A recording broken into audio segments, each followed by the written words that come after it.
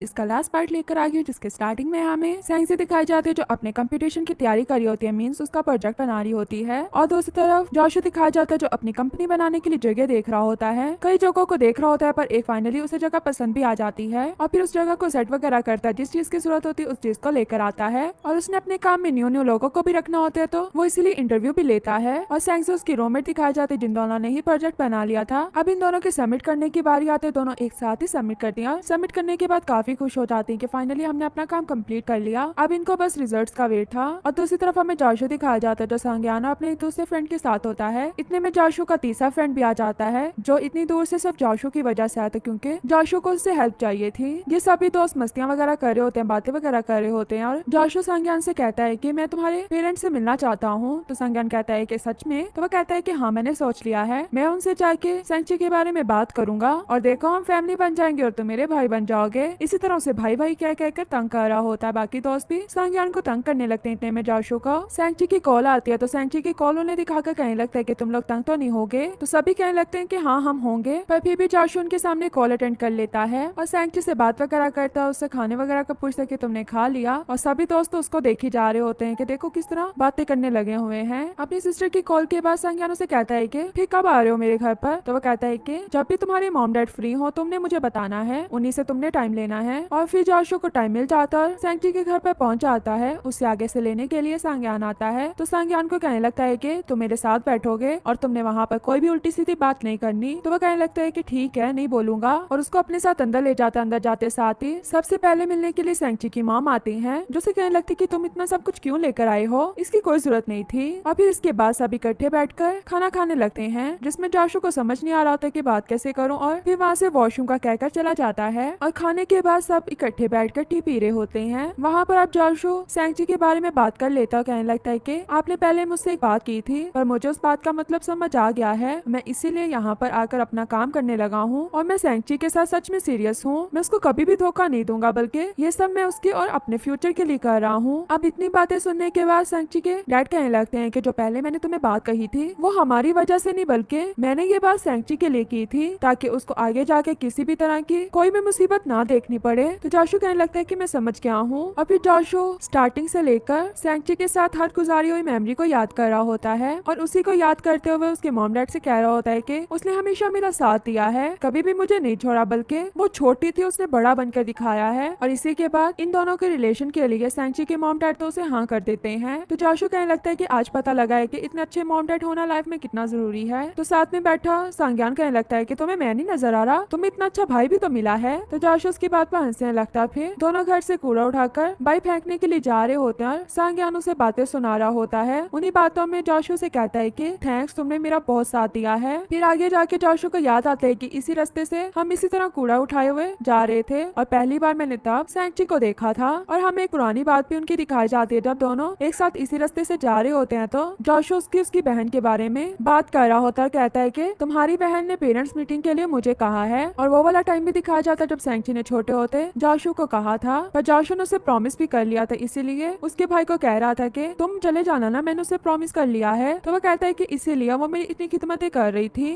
तो जोशु कहने लगता है कि तुम जाओगे ना उसकी पेरेंट्स मीटिंग में? तो वो कहने लगता है कि मैं तो नहीं जाऊंगा, पर जोशु कहते हैं कि मैंने तो उससे प्रॉमिस कर लिया था। और सांग्यान कहने लगता है कि तुमने प्रॉमिस किया इसलिए तुम ही जाओ, ऐसे कामों में मुझसे नहीं जाया जाता। इसी बात पर दोनों हंसते हुए जा रहे होते हैं। और फिर जोशु घर वापस आने के बाद काफी खुश होता है और सेंची को वीडियो कॉल भी करता है। सेंची उससे बात कर रही होती है, जोशु उसको उसकी और अपनी पिक दिखाने लगता है जो एक साथ होती है ग्रेजुएशन के टाइम वाली। सेंची उसके फेस को देखकर कहने लगती है कि तुम आज काफी खुश हो, क्या हुआ? तो वो कहने लगता है कि हाँ खुश तो हूँ मैं। तो फिर वो पूछने लगती है कि अच्छा बताओ किस बात पर खुश हो? तो वो उसे कहने लगता है कि आज मैं तुम्हारे पेरेंट्स से जाकर मिला था। तो सेंची कहने लगती है कि उन्होंने हमारे अगेंस्ट कोई भी बात नहीं की। तो जोशु कहने लगता है कि तुम कितनी स्मार्ट हो। और फिर सेंची पेरेंट्स वाली बात को छोड़कर उससे पूछने लगती है कि क्या तुम इस मंथ के लास्ट में फ्री हो? तो वो कहते हैं कि क्यों? तो वो उसे बताती है कि मैंने फर्स्ट प्राइज विन किया है और उसका प्राइज हमें मंथ के लास्ट में मिलेगा, तो तुम क्या यहाँ पर आओगे? तो जोशु कहने लगता है कि नहीं मैं नहीं आ सकता, अभी मैंने कंपनी स्टार्ट की है तो मुझे बहुत से काम है, तो सॉरी मैं नहीं आ पाऊंगा। तो सेंची कहने लगती है कि कोई बात नहीं। और फिर इनका वीडियो कॉल वाला रोमांस स्टार्ट हो जाता है और इसके बाद प्राइज वाला डे भी आ जाता है, जहाँ पर सेंची मोबाइल यूज कर रही होती है। उसको जोशु का मैसेज आता है कि क्या तुम्हें प्राइज मिल गया? तो वो कहती है कि नहीं अभी नहीं मिला। उसकी फ्रेंड पूछने लगती है कि तुम्हारा बॉयफ्रेंड नहीं आया? तो वो कहती है कि वो थोड़ा बिजी है। और जोशु के मैसेज को सेंची इग्नोर कर रही होती है। फिर उसे एक पिक बनाकर भेजने लगती है। इतने में पीछे से जॉशू के आने की वजह से कुछ लड़कियां कह रही होती कि ये लड़का कौन है इतना हैंडसम, और जॉशू जो सैंची के क्लोज में आकर कहता है कि तुम क्या अपनी क्लासमेट्स को मेरे बारे में नहीं बताती कि मैं तुम्हारा बॉयफ्रेंड हूँ। पर सैंची तो उसे देखती की देखती रह जाती है और जॉशू से पूछता है कि क्या साथ वाली जगह खाली है। तो सैंची की फ्रेंड कहती है कि हाँ हाँ खाली है, आप बैठ जाओ। तो जॉशू साथ में बैठ जाता है और उसको मैसेज करने लगता है कि तुमने इतना कोई रिएक्ट नहीं किया, तुम क्या मेरे आने से खुश नहीं हो, क्या तुमने मुझे मिस नहीं किया। तो सैंची कहती है कि तुम यहाँ पर क्यों आए, तुमने तो नहीं आना था। वो कहता है कि मैं तुम्हारे लिए यहाँ पर आया हूँ। तो उसे पूछते है कि किस टाइम पर आए। तो वो बताता है कि सुबह की फ्लाइट से। तो इनकी छोटी छोटी बातें चल ही रही होती है तो साथ वाली फ्रेंड भी ग्रुप में मैसेज कर देती है कि क्या मैं यहाँ पर क्या लेने आई हूँ। तो सैंची उसके मैसेज के बाद उसकी तरफ देख के स्माइल करने लगती है। फिर जॉशू को कहती है कि क्या हम पीछे जाकर बैठ जाएं। जॉशू कहते हैं कि हाँ ठीक है, और फिर जॉशू के साथ जाते हुए अपने फ्रेंड को बाय करके चली जाती है कि सॉरी मैंने तुम्हें तंग किया।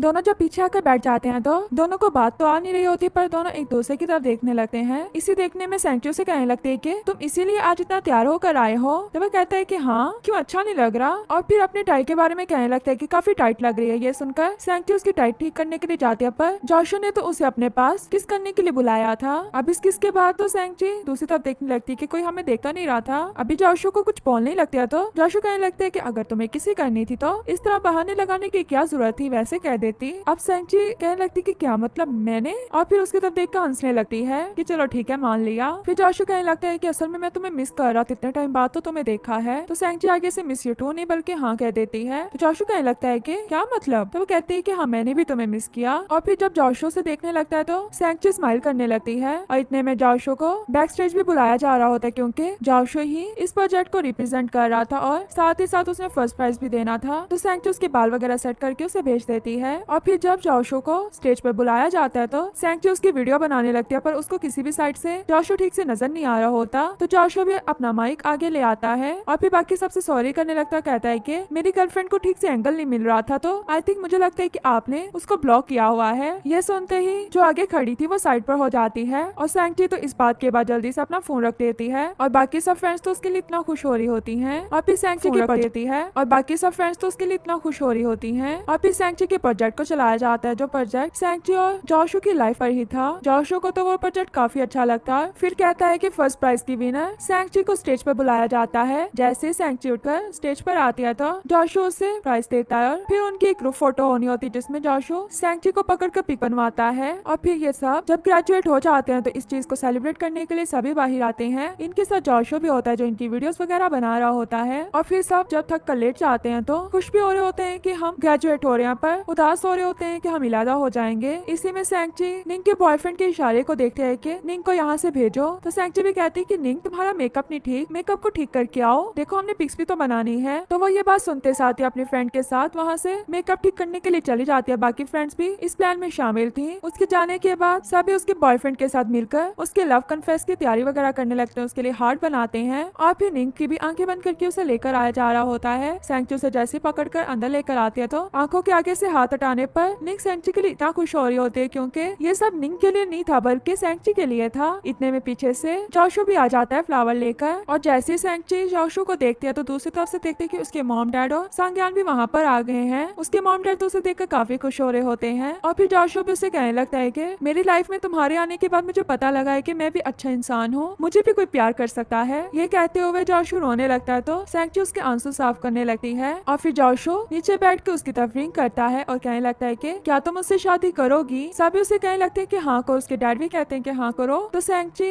जॉशू से फ्लावर पकड़ लेती है और फिर अपना हाथ भी रिंग के लिए आगे कर देती है। जैसे सैंची रिंग पहन लेती है तो सभी उसके लिए बहुत खुश हो रहे होते हैं और फिर सभी कहने लगते हैं कि किस करो और फिर जॉशू और सैंची दोनों किस कर लेते हैं। दोनों इसके बाद घूमने लगते हैं। जॉशू कहने लगता है कि तुम्हें एक और बात बताऊं, मैं भी तुम्हें तुम्हारे लाइक करने से पहले लाइक करता था। और फिर हमें इनकी मेमोरीज दिखाई जाती हैं। इन मेमोरीज के बाद सैंची जब अपने रूम में जाती है तो जॉशू उसकी पहले से चीजों को देख रहा होता है। जैसे जॉशू सैंची की तरफ देखता है तो उसको वही पहले वाला जॉशू याद आता है जिसने पहली बार सैंची की तरफ ऐसे ही देखा था। और फिर जॉशू से पूछने लगता है कि तुमने अभी तक एक स्टार क्यों रखा हुआ है, अब ऐसा क्या रह गया जो तुम छुपा रही हो। तो सैंची उसके पास आते हो कहने लगती है कि तुम क्या देखना चाहते हो। तो वो उस स्टार को खुद खोल के दिखाती है और इसी के बाद सैंची जॉशू को किस कर लेती है और यहीं पर हमारे इस क्यूट से ड्रामे की हैप्पी एंडिंग हो जाती है। ड्रामे के बारे में जरूर बताना कि आप लोगों को ये कैसा लगा और